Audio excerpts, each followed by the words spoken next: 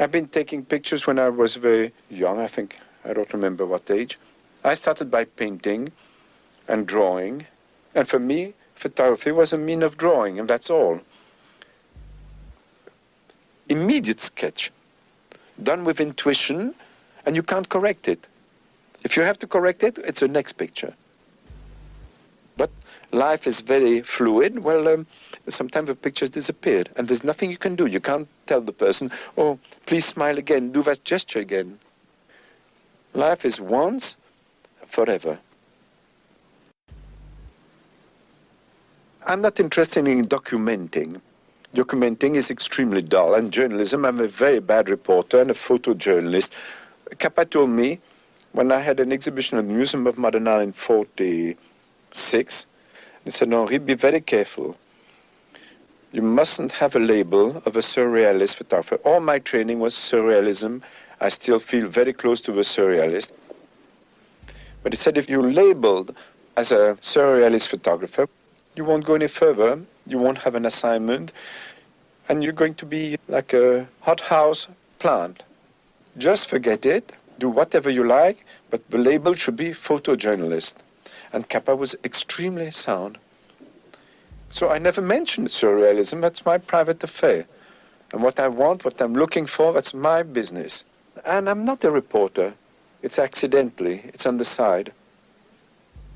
If I go to a place, it's try and have a picture which concretizes a situation, which in one glance has everything, and which has the strong relations of shapes, which for me is essential. For me, it's a visual pleasure. You know, it's a rhythm, the way the head falls here, this goes back. There's a rhyme between different elements. There's a square here, a rectangle, another rectangle. See, it's all these problems which I'm preoccupied with. The greatest joy for me is geometry. That means a structure. You can't go shooting for shapes, for patterns and all this, but it's a sensuous pleasure, an intellectual pleasure at the same time to have everything in the right place. It's a recognition of an order which is in front of you.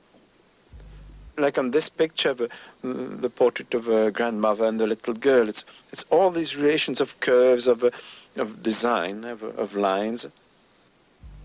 The difference between a good picture and a mediocre picture, it's a question of millimeters. A small, small difference, but it's essential. And if I take the picture from there, it's another arrangement of there, there, there. And it's very small moves I'm doing. I'm not jumping up and down.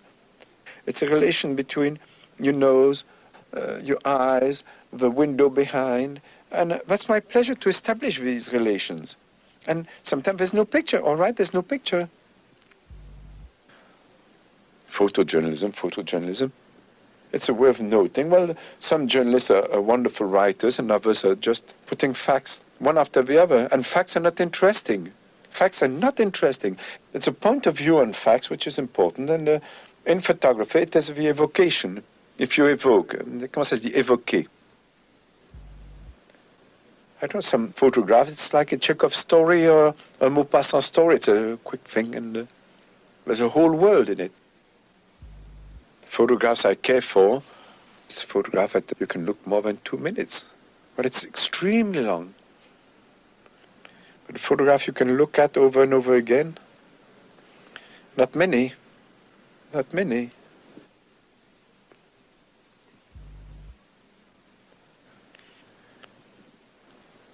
most difficult thing for me, it's a portrait. It's very difficult. It's a question mark you put on somebody, trying to say, who is it? What does it amount to? What's the significance of that face? And the difference between a portrait and a snapshot is that the portrait is the person agreed to be photographed. It's not at all like somebody you see, you catch in the street, up like this. I like to take people in the, how do you call that, environment, the animal in his habitat, yes. And it's fascinating coming in like this in people's home, looking at them. But you have to be like a cat, not disturb. On tiptoes, always on tiptoes. But certainly it's like a biologist under his microscope. When you study, the thing doesn't react the same way as when it's not studied. And you have to try and put your camera between the skin of a person and his shirt, which is not a very easy thing. And the attitudes of people are so different in front of a camera. Some are embarrassed, some are ashamed, some hate to be photographed, and others are showing off. And you feel people very quickly. You see people naked through the viewfinder. You see them stripped naked. And it's sometimes very embarrassing. And I remember I had to take for Vogue a very, very old lady, Bostonian, wonderful old lady. She smiled at me, but a sort of smile that you can't smile back at her. She wanted to check on the picture before publication, and I said, I'm sorry, I've never done that. It's a question of trust. And she agreed. She said, oh, my wrinkles. And I told her it's the only interesting thing, the wrinkles. After all, it depends how they fall, which is true. It's life. It's a mark of life. It depends how people have been living, and all this is written on their face. After a certain age, you've got the face you deserve, I think.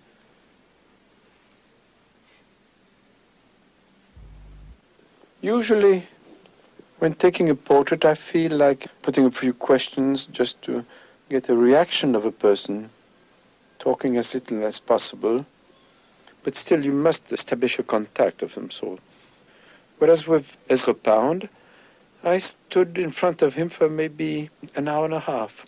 In utter silence, we were looking at each other in the eyes, and I took maybe altogether one good photograph, 4 other possible, and 2 which were not interesting. It's about 6 pictures in an hour and a half, and no embarrassment whatsoever. Sometimes people ask how many pictures you take. Do you take many pictures a day?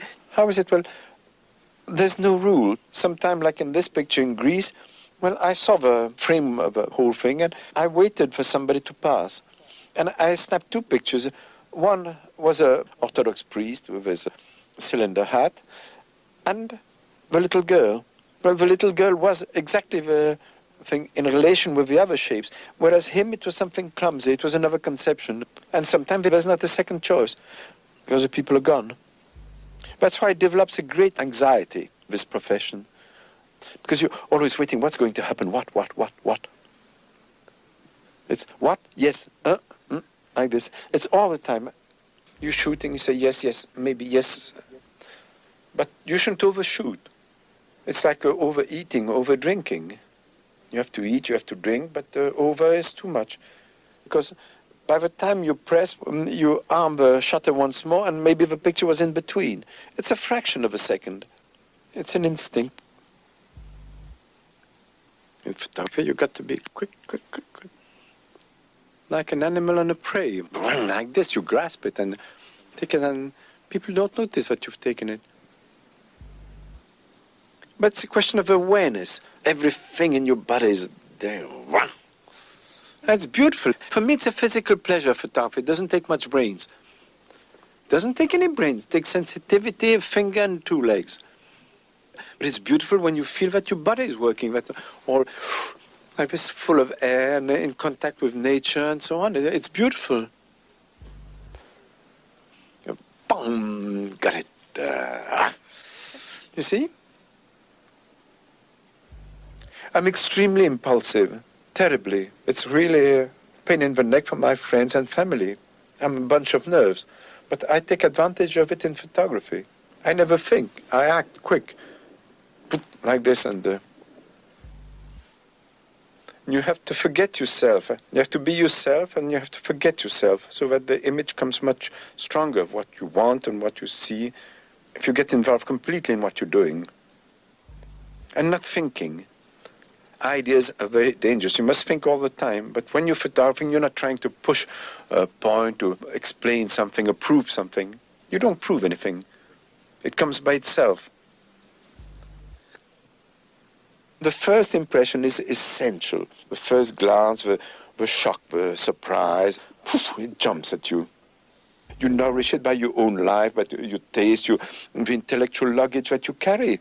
Your experiences, your love, your hate, it's to live fully and richly.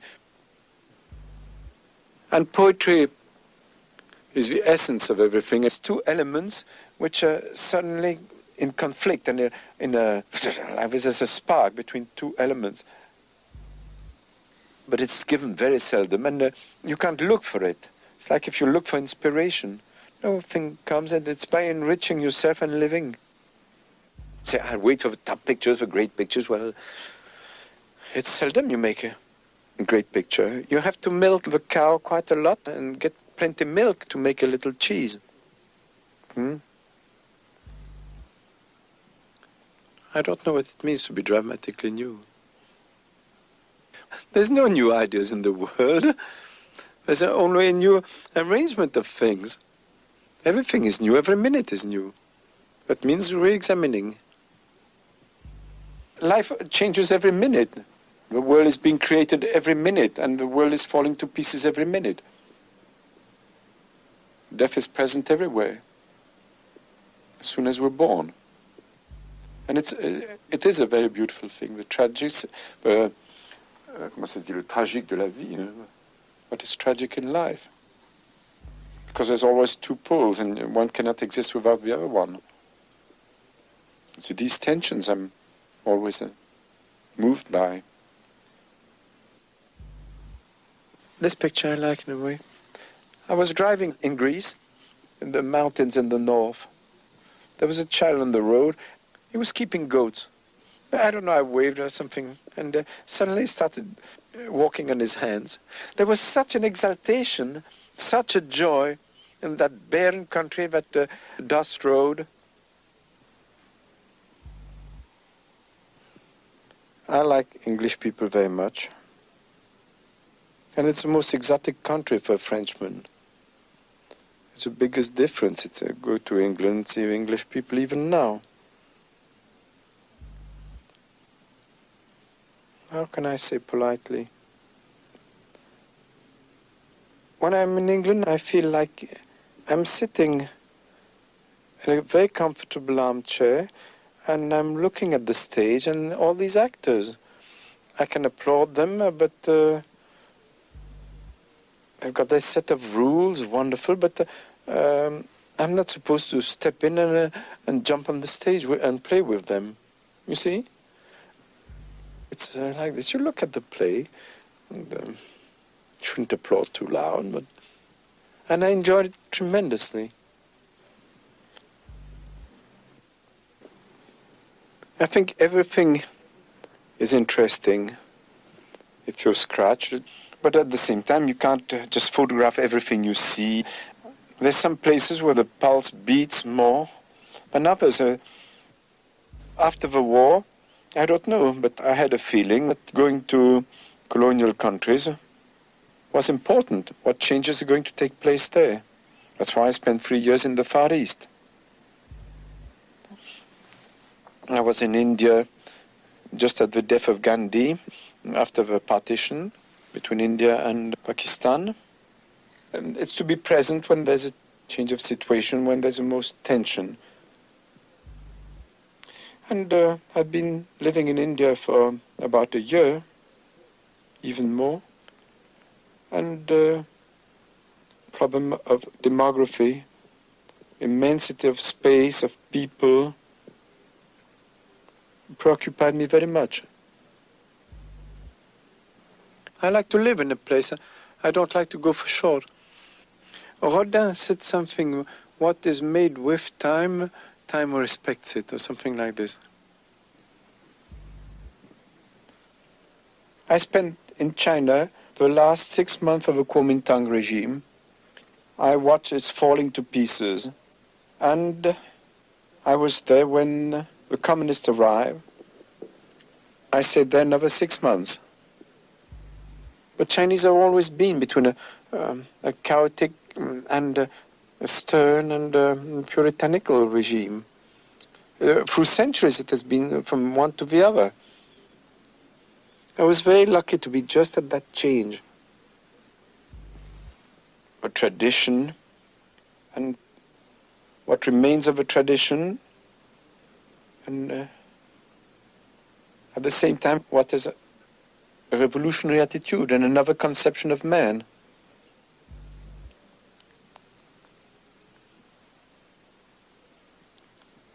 To interest people on faraway places, to shock them, to delight them, is not too difficult. But the most difficult thing is on your own country. You know too much. Well, when it's on your own block, there's such a routine, it's quite difficult to get out. When I'm going to the butcher, in places where I'm all the time, I know too much and not enough. And to be lucid about it is the most difficult. But your mind must be open, aware like this, like having a radar, a searchlight, or like this. And that's why anybody has done 10 good photographs in his life. What is interesting, it's a consistency, to keep on. It's always re-examining things, trying to be more lucid and freer and go deeper and deeper. I don't know. Because a camera is a weapon. You can't prove anything, but at the same time, it is a weapon. It's not a propaganda mean, photography, not at all. But it's a way of shouting the way you feel. I love life. I love human beings. I hate people also. You see, the camera, it can be a machine gun. It can be a psychoanalytical couch.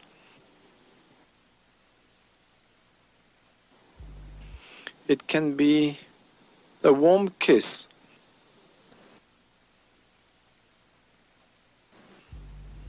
It can be a sketchbook, the camera. And even for me, that's strictly my way of feeling. I enjoy shooting a picture, being present, and it's a way of saying yes, yes, yes.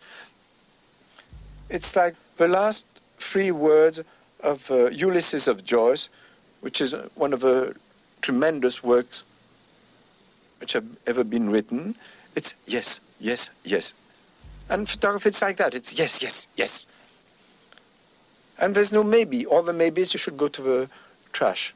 Because it's the instant, it's a presence, it's a moment, it's there. And it's a respect of it and an enjoyment. It's a tremendous enjoyment to have seen yes. Even if it's something you hate, yes. It's an affirmation. Yes.